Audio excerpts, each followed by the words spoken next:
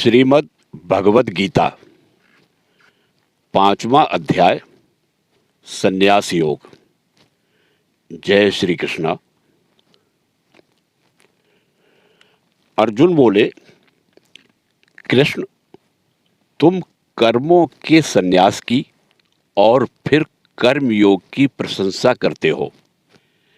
इन दोनों में जो कल्याणकारक है उस एक को मेरे लिए निश्चित रूप से बताओ। श्री भगवान बोले, कर्म संन्यास और कर्मयोग दोनों ही कल्याणकारक अर्थात मुक्ति देने वाले हैं, परंतु उन दोनों में कर्म संन्यास की अपेक्षा कर्मयोग श्रेष्ठ है। जो न तो किसी से द्वेष करता है न किसी की आकांक्षा ही करता है, वह कर्मयोगी सदा सन्यासी ही समझा जाना चाहिए। क्योंकि हे महाबाहो, राग द्वेषादि द्वंद्वों से रहित व्यक्ति सुखपूर्वक कर्म बंधन से मुक्त हो जाता है। अज्ञानी लोग ही कर्म संन्यास और योग को अलग अलग फल वाले कहते हैं। पंडित गण ऐसा नहीं कहते, क्योंकि इनमें से एक में भी उत्तम रूप से स्थित पुरुष दोनों के फल को प्राप्त कर लेता है। सांख्य योगियों अर्थात ज्ञान योगियों द्वारा जो मोक्ष नामक पद प्राप्त किया जाता है, कर्म योगियों द्वारा भी वही प्राप्त किया जाता है। इसलिए जो सांख्य और कर्म योग को फल की दृष्टि से एक देखता है, वही यथार्थ देखता है। परंतु हे महाबाहो, कर्म योग के बिना कर्म संन्यास प्राप्त होना दुष्कर है। कर्म योग से युक्त हुआ मुनि शीघ्र ही ब्रह्म को प्राप्त हो जाता है। जो कर्म योग से युक्त है, विशुद्ध अंतःकरण वाला है, जिसने देह पर विजय पाली है, जो जितेंद्रिय है तथा समस्त प्राणियों की आत्मा ही जिसकी आत्मा हो गई है, ऐसा पुरुष कर्म करता हुआ भी उसमें लिप्त नहीं होता। आत्म तत्व को जानने वाला योगी तो देखता, सुनता, छूता, सूंघता, खाता, चलता, सोता, श्वास लेता, बोलता, त्याग करता, ग्रहण करता तथा आँखों को खोलता और मूंदता हुआ भी इंद्रियां इंद्रिय विषयों में बरत रही हैं, इस प्रकार समझकर ऐसा माने कि मैं कुछ भी नहीं करता हूं। जो समस्त कर्मों को ब्रह्म में अर्पण करके और आसक्ति को त्याग कर कर्म करता है, वह जल से कमल पत्र की भांति पाप से लिप्त नहीं होता। कर्म योगी गण आसक्ति को त्याग कर केवल अर्थात ममत्व बुद्धि शून्य शरीर, मन, बुद्धि और इंद्रियों द्वारा भी अंतःकरण की शुद्धि के लिए कर्म करते हैं। कर्मयोगी कर्मों के फल को त्याग कर नैष्ठिकी शांति को प्राप्त होता है, परंतु सकाम व्यक्ति कामना की प्रेरणा से कर्म फल में आसक्त होकर बंध जाता है। संयत चित्त मनुष्य सभी कर्मों को मन से त्याग कर न कुछ करता हुआ और न करवाता हुआ ही 9 द्वारों से युक्त शरीर रूप पुर में सुखपूर्वक स्थित रहता है। परमेश्वर मनुष्य के न तो कर्तृत्व को न कर्मों को और न कर्म फल के साथ संयोग को ही रचता है, किंतु मनुष्य का स्वभाव ही बरतता है, अर्थात सब कुछ करता है। सर्वव्यापी परमात्मा न किसी के पाप को और न पुण्य को ही ग्रहण करता है, किंतु अज्ञान से जीवों का विवेक ज्ञान ढका हुआ है। इसी से जीव मोह को प्राप्त हो रहे हैं।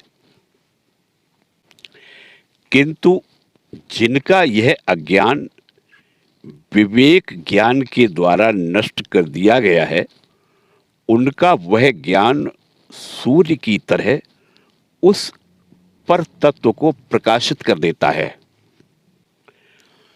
जो तद्बुद्धि है, अर्थात जिनकी बुद्धि उस परमात्म तत्व में एक रूप हो गई है, जो तदात्मा है, अर्थात वह परमात्मा ही जिनकी आत्मा हो गया है, जो तन्निष्ठ है, अर्थात उस परमात्मा में ही जो एक ही भाव से स्थित हैं, और जो तत्व परायण है, अर्थात वह परमात्मा ही जिनका परम आश्रय है, ऐसे व्यक्ति ज्ञान के द्वारा पाप रहित होकर अपना वृत्ति अर्थात मोक्ष को प्राप्त हो जाते हैं। आत्मज्ञानी पुरुष विद्या और विनय से युक्त ब्राह्मण में तथा गऊ में, हाथी में, कुत्ते में और चांडाल में भी समदर्शी होते हैं, अर्थात एक आत्म तत्व को ही अनुस्यूत देखते हैं। जिनका मन उस समत्व भाव में स्थित है, उनके द्वारा इस जीवित अवस्था में ही संसार जीत लिया गया है। चूंकि परब्रह्म सभी दोषों से रहित और सब में समान है, इसलिए वे समदर्शी पुरुष ब्रह्म में ही अवस्थित हैं।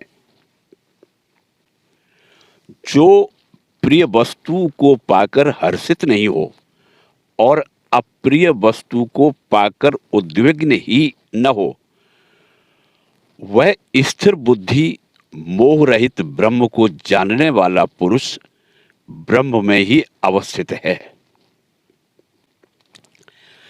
जिसका अंतःकरण बाहरी विषयों में आसक्ति से रहित है, ऐसा व्यक्ति आत्मा में जो सुख है उसको प्राप्त होता है।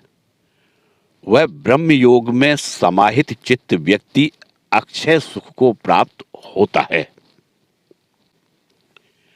जो इंद्रियों और विषयों के संयोग से उत्पन्न होने वाले भोग हैं, वे सब दुख के ही कारण हैं तथा उत्पत्ति विनाशशील हैं। इसलिए हे कौन्ते, विवेकी पुरुष उनमें नहीं रमता। जो मनुष्य इसी जीवन में शरीर छूटने से पहले ही काम और क्रोध से उत्पन्न होने वाले वेग को सहन करने में समर्थ हो जाता है, वही योगी है और वही सुखी है। जिसका अंतरात्मा में ही सुख है, जो अंतरात्मा में ही रमण करने वाला है तथा अंतरात्मा ही जिसका प्रकाश है, वह योगी ब्रह्मभूत होकर अर्थात पर ब्रह्म के साथ एक रूप होकर ब्रह्म निर्माण अर्थात मोक्ष को प्राप्त हो जाता है। जिसके समस्त पाप नष्ट हो गए हैं, जिनके सब संशय निराकृत हो गए हैं, जो जितेंद्रिय हैं, जो सभी प्राणियों के कल्याण में रत हैं, ऐसे ऋषिगण ब्रह्म निर्माण को प्राप्त होते हैं।